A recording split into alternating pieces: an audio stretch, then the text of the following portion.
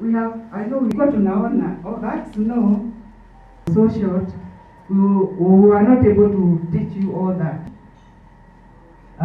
It is good that, but it is good if we could have, I'm very sure submissions have made. I measure what has been presented here. The local farmers, the local animal rearers, all understand that the dynamics ahead of them require that they exercise a little caution in terms of the seeds they plant and in terms of how they prepare for depressed rainfall, in terms of being able to use that, to utilize that rain and make sure that they make the best of it. I think that would be the best we could do.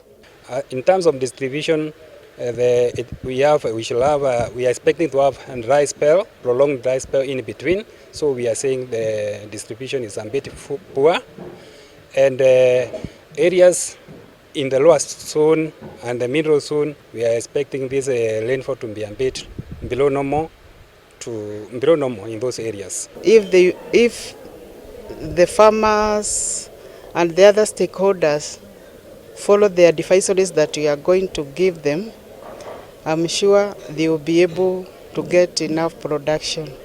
In addition to that, within the season, we shall give updates, monthly updates and weekly updates, so that if there are any changes, the farmers are able to plan accordingly.